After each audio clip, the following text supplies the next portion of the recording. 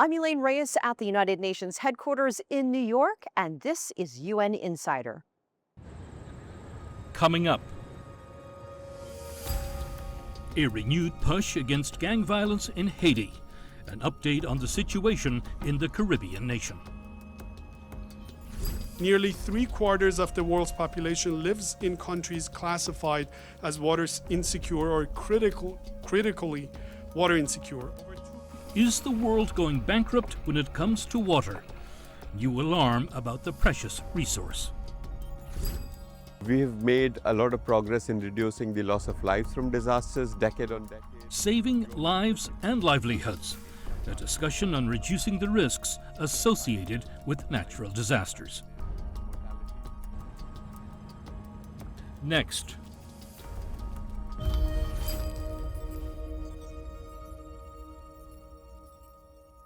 More Kenyan forces have arrived in Haiti as part of an effort to restore order to the Caribbean nation.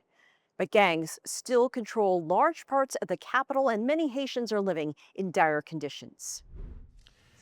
Distinguished members of the Council, gangs continue to demonstrate the capacity to mount coordinated attacks, exert control over key economic corridors and agricultural regions, force displacement, stretch humanitarian response capacity, and push police resources to its limits.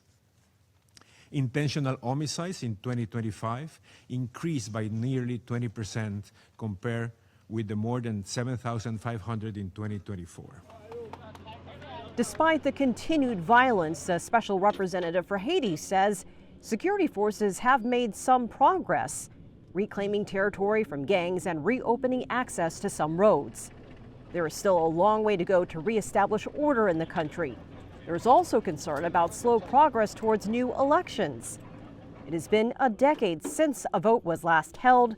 The current Presidential Transitional Council's mandate ends next month. All Haitian parties and factions must prioritize the nation's future and the people's interests, strengthen unity, and expedite the Haitian-led, Haitian-owned political process. They must build consensus and form synergies to restore stability, advance elections, and strengthen governance. The Security Council, regional countries, and the international community must send a clear signal to all Haitian parties, urging them to advance the political process without delay. From the Security Council to the briefing room and beyond, Shudeja is monitoring the latest developments inside the UN. Deja.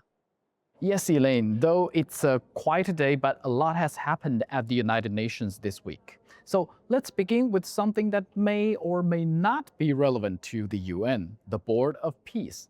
As we know, it is a US-led international body chaired by President Donald Trump, originally created to oversee Gaza's post-war ceasefire governance, reconstruction, and broader conflict resolution under a new charter. So the question is, has the UN Secretary General received an invitation to join this board? Has the Secretary General received any invitation to be on that board? I'm not aware of any communication that we've received on any of this. And what does this have to do with the United Nations? Well, here's President Trump responding to a question about whether the Board of Peace could replace the UN. Do you want your Board of Peace to replace the UN?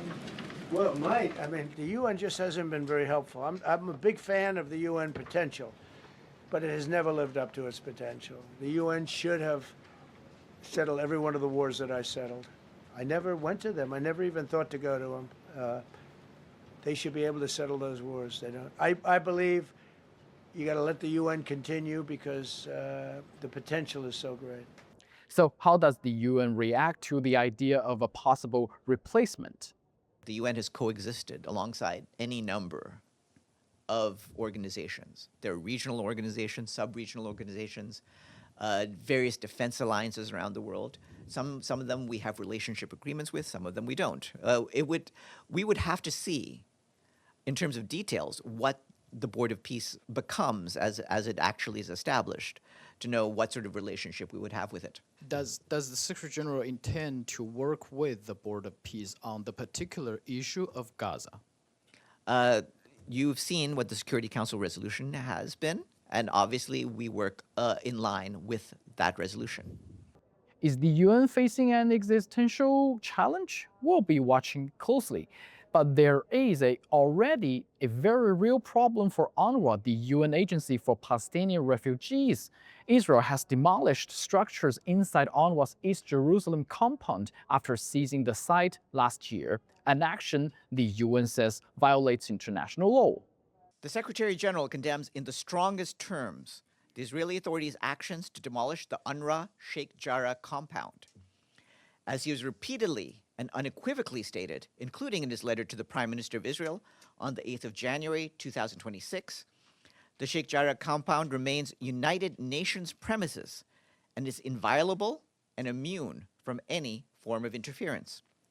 According to the Ministry of Foreign Affairs of Israel, they said that the compound of the UNRWA in Jerusalem has already ceased operation, and there were no UN employees were present, and it's already been transferred to the jurisdiction of Israel authorities. So it's actually acted in accordance with Israeli and international law. No, that's not true. It's simply not true.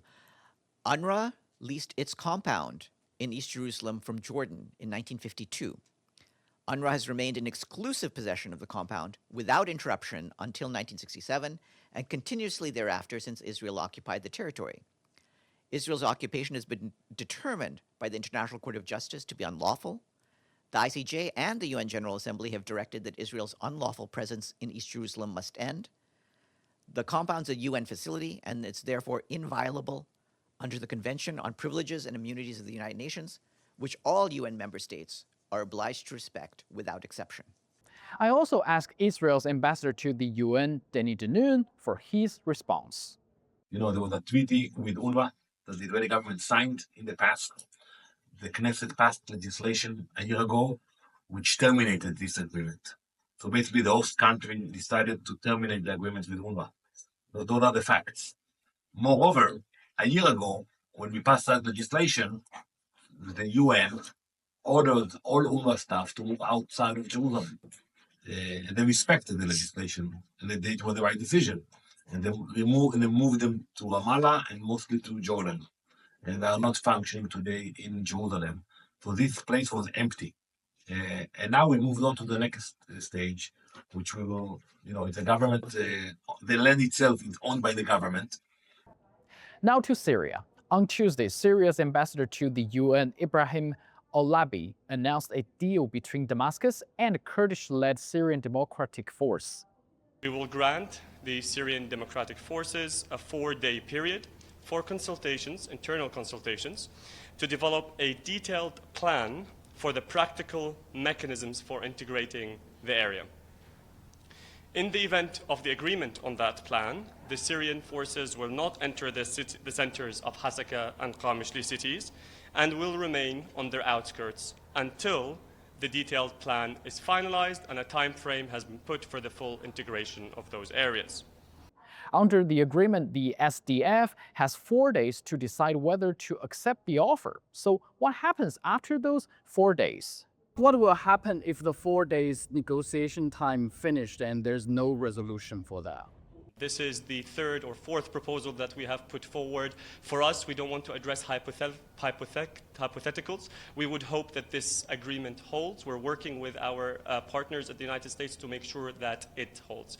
For us, we would love to see SDF individual members integrated, their strength and their experience be part of the Syrian state, and to be able to focus on a prosperous Syria for all. Meanwhile, the Security Council also held meetings this week on Sudan, Haiti, and Syria. Well, and that's all from me for now. Back to you, Elaine. Shudaja, thanks.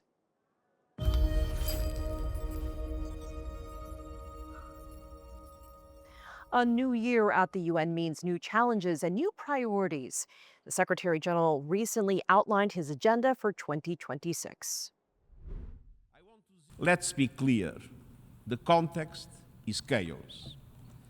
We are in a world brimming with conflict, impunity, inequality, and unpredictability. A world marked by self-defeating geopolitical divides, brazen violations of international law, and wholesale cuts in development and humanitarian aid. As he begins his final year in office, Antonio Guterres acknowledged the global system faces challenges on a number of fronts. He stressed the need to recommit to the UN Charter and push for reform. The Secretary General says despite the obstacles, the world needs multilateralism more than ever. And that is the paradox of our era. At a time when we need international cooperation the most, we seem to be the least inclined to use it and invest in it. Some seek to put international cooperation on death watch, but I can assure you that we will not give up.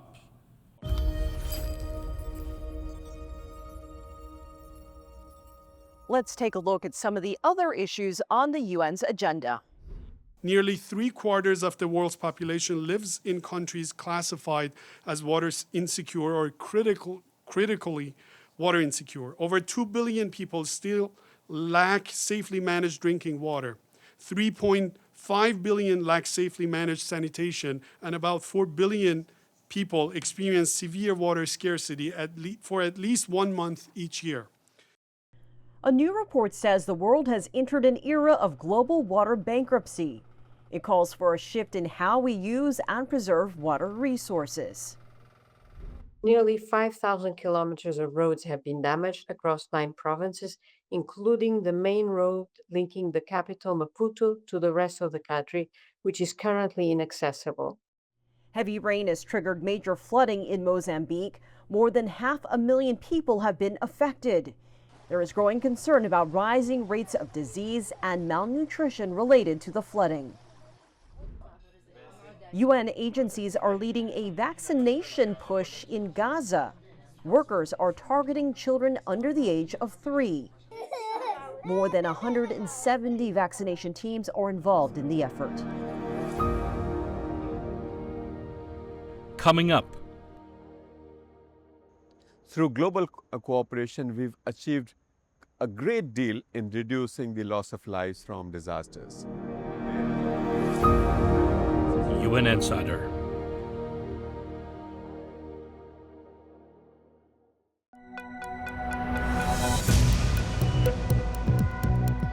Each day, there are millions of stories. Each one can open new perspectives, new possibilities. Wherever you look, we are there to see, discover, explore. We put the pieces together to find what really matters to you, all around the world, all around the clock. Our reporters are at home across the globe. From our headquarters in Beijing and production centers in Washington, Nairobi, and London. Stories from across the globe, reaching people across the globe.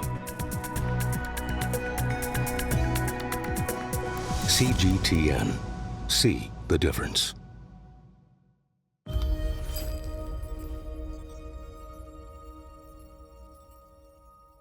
The last 3 years have been the 3 hottest on record. The latest data from the World Meteorological Organization shows alarming trends in global temperatures. A warmer planet leads to more extreme weather and powerful natural disasters. Preparing communities to deal with the impacts of climate change is one of the key roles for the UN's Office of Disaster Risk Reduction. I sat down with Kamal Kishore, Special Representative for Disaster Risk Reduction and head of UNDRR. Mr. Kishore, looking back at the past 8 decades of the United Nations, what do you see as its most significant achievements in advancing disaster risk reduction and resilience? And where do you believe the global community has fallen short? Well, I think the achievements of the United Nations and the international community within the UN framework are really enormous. Let me highlight 3. The first thing is that a systematic approach to disaster risk reduction did not exist 30 years ago. In 1994, within the UN frame, the first conference the First World Conference was held in Yokohama. That was the first strategy for disaster risk reduction. So giving a systematic shape to disaster risk reduction efforts globally, nationally, at the subnational level and local level is a major achievement. Before this, most of the emphasis was just on responding. Shifting the paradigm from response to risk reduction is a big achievement of the United Nations. The second is that UN's work has taken naturalness, quote unquote, out of so-called natural disasters. We have established that disasters are not natural. There are hazards which are natural, there are earthquakes which are natural, cyclones that are natural, but when they interact with vulnerable populations, capital assets, economic activities, that becomes a disaster. And it is entirely within our agency to make sure that those people, those assets, those economic activities are resilient. There are things that we can do proactively to reduce risk. The third is, through global cooperation, we've achieved a great deal in reducing the loss of lives from disasters. There is a huge improvement in early warning systems now. If you live in a cyclone, hurricane or typhoon prone area anywhere in the world, compared to 15 years ago, the chances of dying are a third. A few months ago, there was a big earthquake on the eastern coast of Russia, which triggered a tsunami. Within 15 minutes, maximum 20 minutes, communities across the world, across the Pacific Rim, western coast of the United States, the Pacific coast of Japan, several islands had a warning. Communities knew what to do in the face of an impending tsunami, where to evacuate, how to protect themselves. And this kind of thing, no country can do alone. So looking into the future, what are you seeing, what are you working toward to improve the existing systems? So I think the first thing I would say is that we have made a lot of progress in reducing the loss of lives from disasters, decade on decade, globally 50% reduction in some parts of the world for some hazards, such as cyclones, up to 90% reduction in mortality. But we have to, one, consolidate that progress, and two, we have to go beyond saving lives to saving livelihoods, which means that everything that we do in development, all the 17 sustainable development goals, it must be informed by risk-informed considerations. For example, if you're building a bridge, if you're building a school, if you're building an airport, if you're building a railroad, we have to ensure that it is built in a manner that it can withstand the hazards as they are occurring now and as they may occur into the future, which means a number of things. How we finance development must take into account disaster risk reduction. We have to put aside money for ensuring that disaster resilient features are included in all our development projects.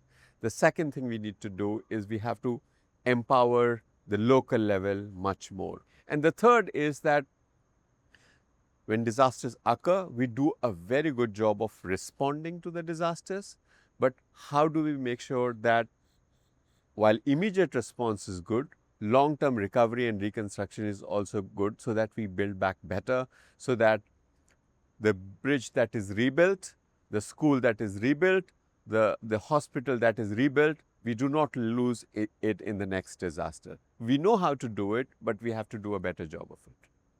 China has played a growing role in global governance, including through initiatives like the Belt and Road Initiative and the Coalition for Disaster Resilient Infrastructure. How do you assess China's contribution to strengthening the United Nations agenda on disaster risk reduction? China's work and contribution to disaster risk reduction is coming out of their own lived experience. China has all manners of hazards, earthquakes, storms, floods, landslides, drought. And China has done a lot at home. I think the effort that China has made in bringing together a multi-sectorial approach, multidisciplinary approach. Chinese Met Agency works very closely with Department of Agriculture, with the Department of Power and Energy. I think it is really exemplary. So there is a lot that China can contribute to the global discourse and global practice of disaster risk reduction, and China is doing that. The second is that there are very specific contributions that China is making to global disaster risk reduction efforts. I'll give you just one concrete example, which is last year at the COP29 in Baku, Azerbaijan, in support of UN Secretary General's initiative on early warning for all, China announced its support, technical support through dedicated satellites, dedicated space-based capacity, which will contribute to improving early warning systems, improving forecast and warning and its dissemination, not just in China, but globally. So that is the second thing.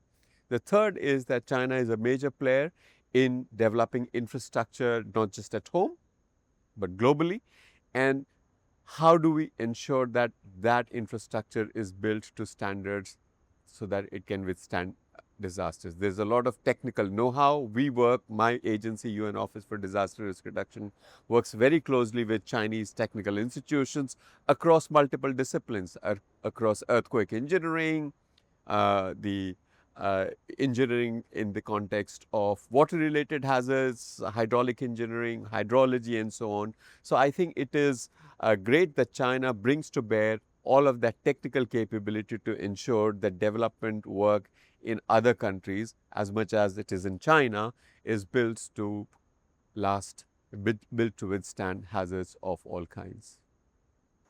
Mr. Kishore, thank you for joining us. UN Insider.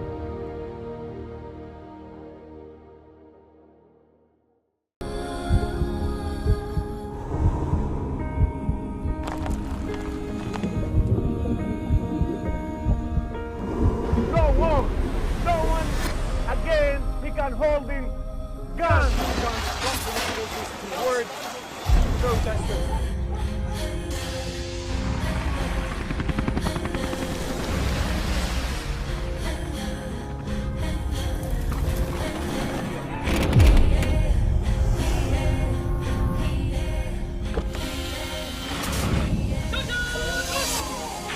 Were you worried about your life at that particular time?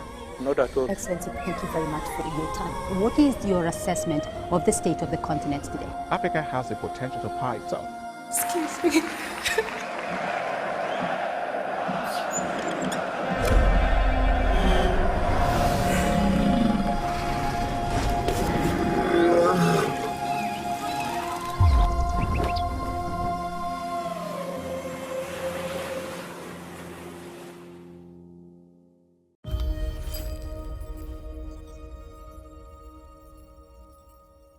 Life below water is Sustainable Development Goal number 14.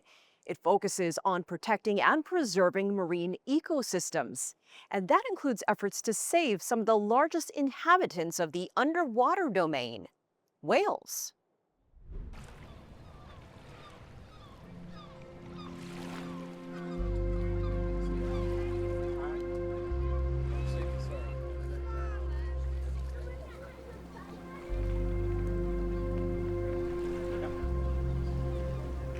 We are very lucky to live in a place where we have so many whales in close proximity to humans, right? But the downside is we have a lot of whales in close proximity to humans, and that comes with some challenges. Ship strike, physically being hit by vessels is a real concern for whales locally. Entanglement, getting caught up in fishing gear, that's another really huge threat to whales. Food availability, some types of whales that live in this area seem to be struggling to find food. Those would be the southern resident killer whales, which feed on salmon. But a lot of other whales here are doing fairly well. Humpback whales, gray whales, big killer whales are thriving. There's lots of seals and sea lions for them. And so what we do as members of the Pacific Whale Watch Association to ensure we have lots of whales to watch for generations to come is try to help mitigate those threats.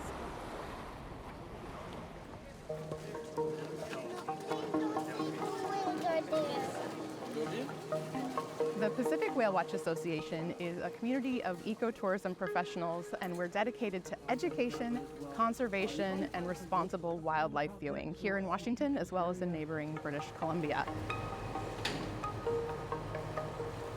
We currently have 30 member companies. We have 16 member companies here in Washington State, departing from all around the state.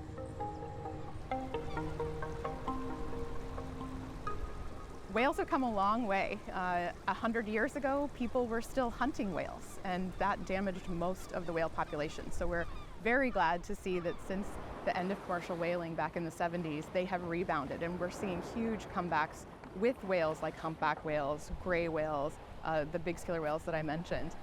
But we can never let our guard down. So we're very, very fortunate that they've come back, and we need to make sure that they continue to thrive. And that means staying vigilant, addressing some of those threats, and ensuring that they are here a century from now.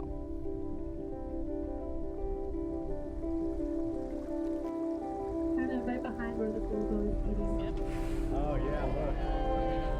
I think that people are drawn to whales because they are just enough like humans that we can relate to them, but they're also very mysterious. We know very little about what happens when they're underwater, right? We only see them for a very small fraction of their lives. And so I think we can relate to them, we can relate to their intelligence and their close family connections, but there's a little bit of mystery. We want to know more, and that's what keeps us coming back, you know, time after time to see these whales as much as we can.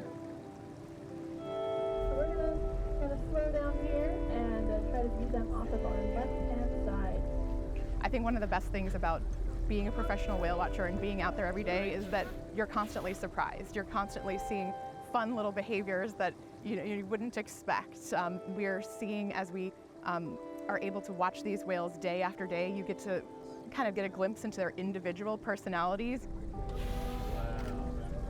Yes, just like us, they have individual personalities. You have some whales that are shy, you have some that are troublemakers and, you know, cause mischief, and everything in between. And so getting to know these whales, not just on the level of saying, oh, there's a humpback whale over there, but being able to actually give a name, give a birth date, tell guests where that whale was born and some of those characteristics, that just, I think, is the coolest thing, being able to connect with whales on that deeper level.